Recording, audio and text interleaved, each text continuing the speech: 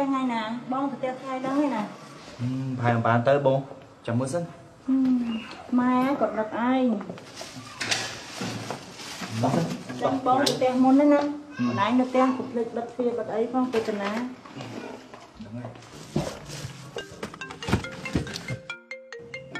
ហៅឡូទិញទូរស័ព្ទថ្មីវិញតាមឲ្យមានលុយទៅផ្ទះនៅណា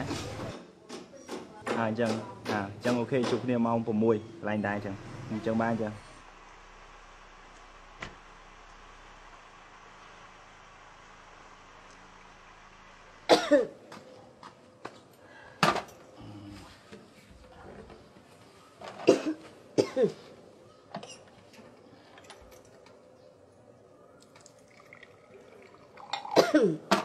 និយាយឲ្យភាសាតែតិចទៅព្រោះបាត់ក្អក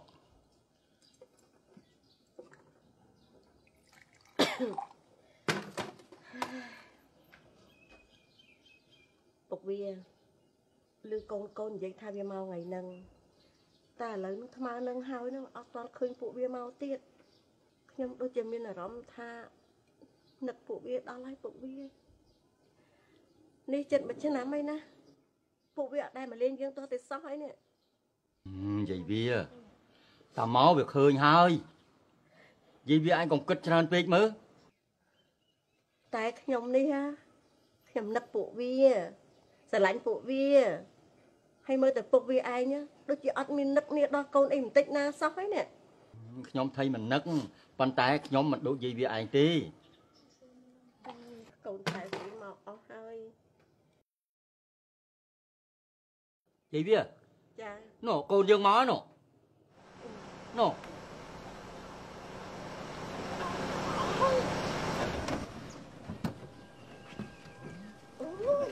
នាងមកហើយកូនកូនឯងណាហ្នឹងកូនបាយមកកូនហើយកូនបើចង់បានស្អីហ្នឹងនេះផ្លឹកស៊ីពុកស្គនជាមួយបងម៉ែចេះតែក្អកហើយម៉ែហើយម៉ែហើយចុះបើអត់មកជាមួយកូនទេបានមកម៉ែឆ្នាំហ្នឹងមានលុយកូនប្រុសសំណប់ម៉ែកុំបាក់ចិត្តអីម៉ែ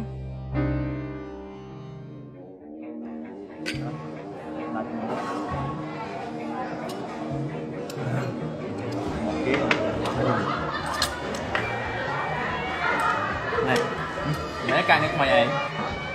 ធម្មតាជុំពីនៅឯមកផឹកស៊ីមកនិយាយការងារមកចាតដល់ម៉ែវាយ៉ាងមិនហើយម៉ែអូនជិះមក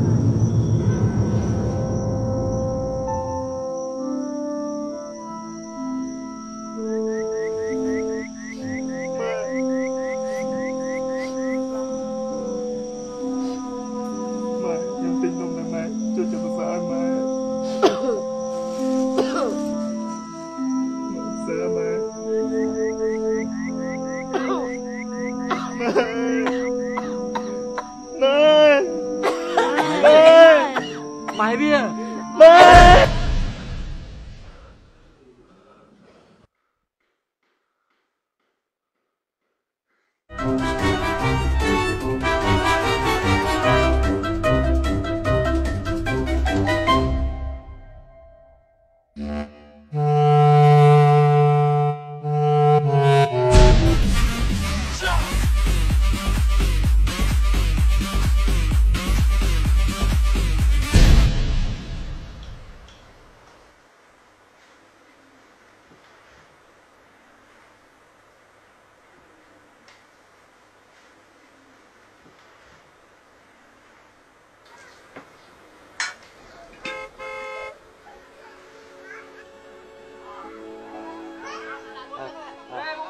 ថ្ងៃចូលខែចូលឆ្នាំណា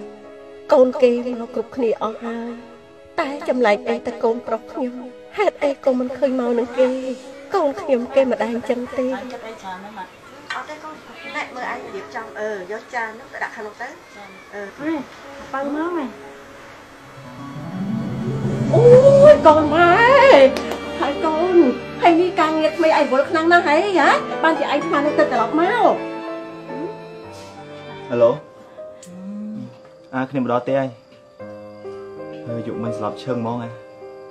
ប៉ុណ្ណឹងសិនបានអីចឹង ម៉ែ ម៉ែនឹកកូនណាស់ ម៉ែហ៊ានលះបង់អ្វីគ្រប់យ៉ាងដើម្បីកូនសូម្បីតែជីវិតរបស់ម៉ែពេលនេះកូនក៏ហ៊ានលះបង់អ្វីគ្រប់យ៉ាងទាំងពីភឹងអារបស់កូនដើម្បីម៉ែវិញទៅ ម៉ែអត់ចង់បានអ្វីពីកូនទេតែម៉ែសុំតែឲ្យកូនមកឲ្យម៉ែឃើញមកទៅគឺម៉ែសប្បាយចិត្តណាស់ទៅហើយ